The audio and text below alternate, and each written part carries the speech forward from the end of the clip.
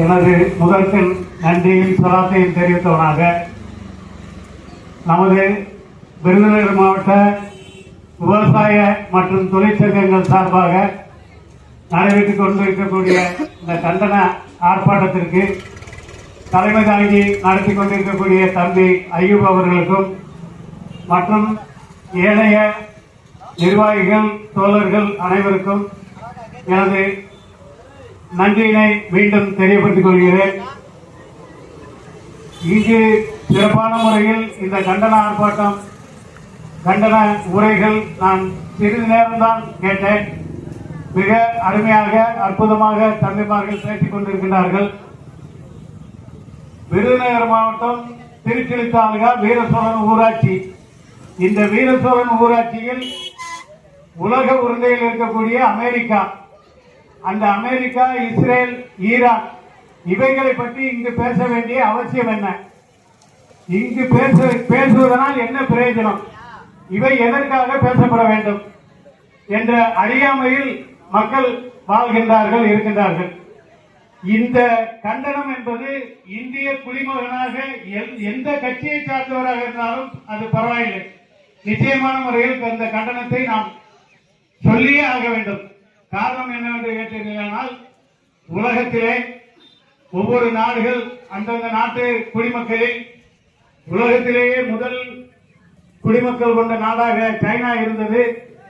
அதையும் தாண்டி தற்பொழுது நமது இந்தியா உலகத்திலேயே மக்கள் தொகையில் முழுமை பெற்ற அதிகம் பெற்ற மாநில நாடாக நமது நாடு மாறிவிட்டது. அப்படி இருக்கக்கூடிய சூழலில் உலகத்தில் எங்கு எந்த ஒரு சம்பவம் நடைபெற்றாலும் இந்திய மக்கள் அதை எதிர்த்து கண்டன குரல் எழுப்பி வருகிறார்கள்.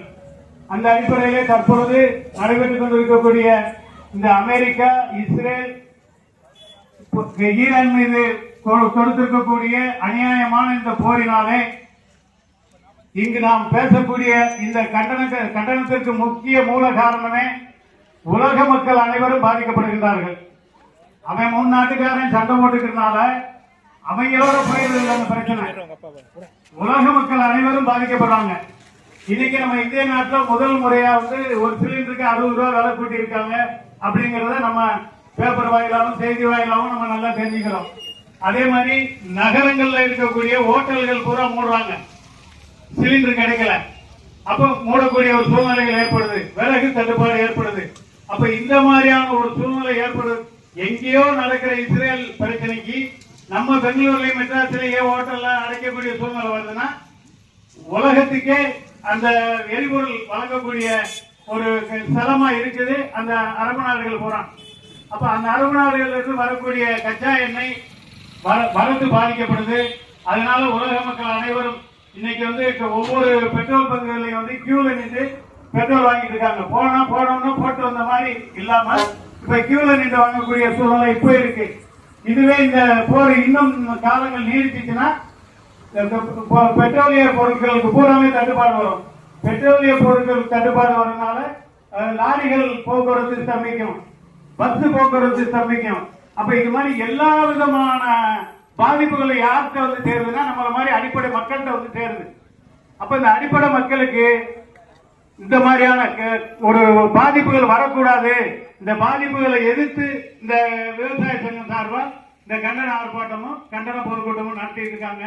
அதனால அனைத்து மக்களும் இதை நடத்துறாங்க அப்படிங்கறத உங்களுடைய கவனத்துக்கு கொண்டு வரணும்.